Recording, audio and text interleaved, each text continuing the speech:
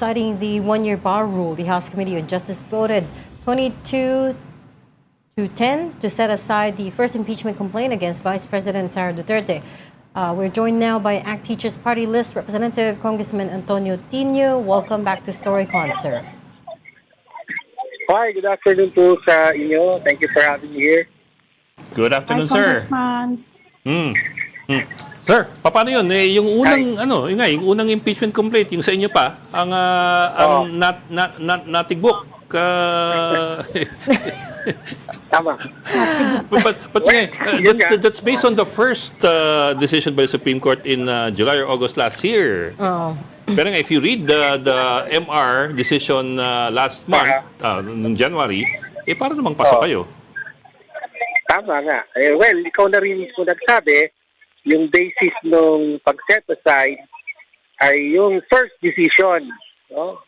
Fine, pero meron namang second decision, di ba? At essentially, the second decision reversed everything with regard to the first ruling. So anyway, ang point dito, dismayado tayo kasi mukhang hindi natuto ang House from the experience last Congress at hindi pa rin sinanghahawakan. The House is still failing to take ownership of its own rules and its own constitutional mandate as the sole institution responsible for impeachment. No? At habang hindi ginagawa yan ng House, ay lagit-lagi pwedeng merong tumakbo sa Supreme Court para questionin ang rules ng House. Mm.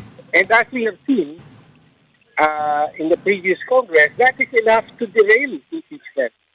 No? At yun ang fear natin na because of this, effectively, magiging toothless na, magiging meaningless ang impeachment. As means for holding high officials accountable because at any time, pwedeng tumakbo sa Supreme Court right now because of what happened earlier. I can think of any number of reasons already for questioning the proceedings. No? Kaya nga may separation of powers at binibigay sa Kongreso, specifically sa House, yung exclusive authority over impeachment, including the authority to make its own rules and implement its own rules. No? Para hindi ito mapakialaman ng Supreme Court. Remember, the Supreme Court justices themselves are impeachable officials. So, it would not be a far-fetched scenario for a Supreme Court justice or the Supreme Court to thwart impeachment by promulgating a new set of rules midstream, kumbaga, no? Katulad nung nangyari last year. So, yan po ang problema natin. I guess what the Justice Committee is also trying to avoid, because it's kind of a damned if you do, damned if you don't situation, Congressman. If they don't abide by that Supreme Court decision, maka-question din sila. And I guess Congressman Luister was telling us that, okay, I mean, there's a way to move on from here, which is they can craft the rules still respecting that Supreme Court decision, the January decision. Oh, well, but my point is, no, kung sa tingin nila may naiwasan silang kaso rito sa Supreme Court, marami namang iba pa na pwede pa rin idulog sa Supreme Court. No, so the solution really is for the House to assert that it is a co-equal branch and that it makes the rules on impeachment. So, dapat hindi makialam ang Supreme Court dito. Sa ganung paraan lang, matutuloy ang impeachment bilang isang accountability process. No?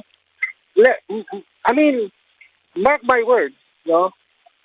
Kahit magtuloy-tuloy itong impeachment na ito, ay tatakbo ang vice-presidente sa Supreme Court para questionin kung ano man ang kalabasan ng prosesong ito. Pero ano kaya yung question dyan ni Vice President? Kasi yun ang sinasabi nila, yung sila Jerville, na para lang siguraduhin nga na wala nang magke-question kung sakasakali. Kung i-consolidate man yung complaints na yan, at least hindi na daw sila matcha-challenge. Parang ganun yung takbo ng reasoning nila eh. Well, Anong point pa ako kaya nga, ang ma-raise dyan mo kung sakasakali? ibigay mo sa sino bang abogado yan mahahanap na, for example, off the top of my head, I can say Oo. na kung ang pagtingin nila ay yung filing namin ng impeachment complaint on February 2 already commenced an impeachment proceeding in violation of the one-year bar, then I could argue na well, whether or not i-set aside or i-withdraw yung complaint, the process has already been commenced or initiated. So, in other words, pwede kong erase yun. Sabi ko, dapat boot na yung proceeding na yan.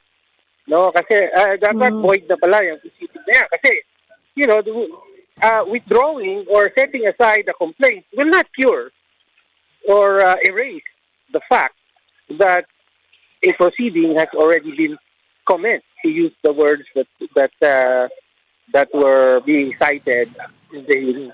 So, yun ang point ko, hindi pwedeng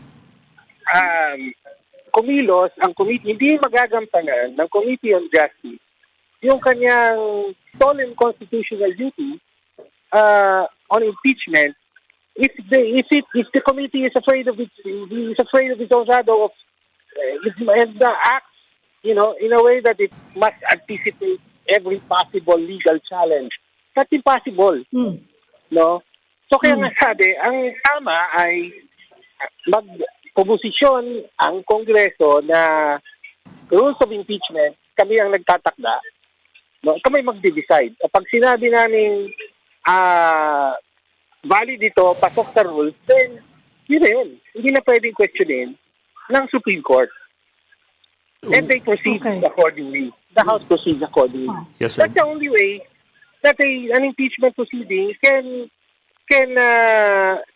really go on without any further interference from, say, the courts. No. So, sir, what are you looking at? A possible resolution from the lower chamber affirming its position that it has a sole jurisdiction authority on impeachment and setting impeachment rules, or what about drafting a new set of impeachment rules? Kasi the last one, the 19th Congress rules, are a throwback to the 15th Congress pa. Well, there's nothing wrong with the rules. No, and even the original Duterte versus House of Representatives decision, okay, that would have upended these rules, di ba? Going so far as to make the fast-track mode really not a fast-track mode. Pero inatrasan yung lahat ng Supreme Court nung sa kanilang ruling on the motion for reconsideration. At ang binago na lang nila yung interpretation nila ng session days as against calendar days. No? That's all we're left with. Okay? At yun, madali namang ma-accommodate within the existing rules. No? So, the solution is not that the House changes its rules every time there's a new ruling by the Supreme Court. Wala. As I said, wala pong mangyayari dyan. No? Kaya dapat, once and for all, pumosisyon ng House. No, na ito ang rules namin at magtutuloy ang impeachment according to our rules and our interpretation of the rules. And so should the Senate. No? And now, if the Supreme Court positions that they can make rules, change the rules in the middle of the game, and so on, then they risk a constitutional crisis na hindi dapat. Diba? So dapat i-respeto yung separation of powers. That's the only way impeachment can become an effective accountability measure. Okay. Congressman, yung mga points raised in the third and fourth impeachment complaints. Pareho naman dun sa mga points din na ni-raise nyo, no? Yung mga articles of impeachment. Wala namang substantial na pagbabago sa mga charges. Wala naman. In fact, may mga ni-raise doon sa ibang complaints na wala sa ating complaint. Yes. So, I mean, that's why, even though dismayado tayo na sinet aside yung complaint natin, we will still continue to participate in the impeachment proceedings kasi meron pa yung dalawang complaint at for the most part, we believe that may sufficient basis, malakas pa rin yung malakas yung mga complaints na ito. But that's not the issue that we're concerned with. It's that because of what happened, nothing will stop the Vice President from again going to the Supreme Court to raise yet another issue regarding rules to thwart an impeachment trial. Ganun po. So, problema nating lahat yun. Diba? Pero on the other hand, kahit naman natuloy yung kahit pinatuloy pa rin yung complaint ninyo, meron ding mga nag-aalala nga na baka nga i-challenge din ni Vice President before the Supreme Court again. Well, that's why Overrules kami, again. ang gusto namin ay pumosisyon ng malakas ang Kongreso, both the House and the Senate, na amin to pag-impeachment. We decide, we make the rules, we decide on the rules, Supreme Court should stay out of it. Ganun ang kailangan natin. Otherwise, lagit-lagi, every time na impeachment, it will boil down to an absurd debate on February 2 ba dapat o February 6? Yes. No? Oh. Yes, ma'am. Okay. Okay, we will leave that there. Okay. Thank you so much for talking to us on StoryCon. ACT Teachers Party List Representative Congressman Antonio Tino. Thank you, sir. Thank you, Thank you. Good Congressman. afternoon.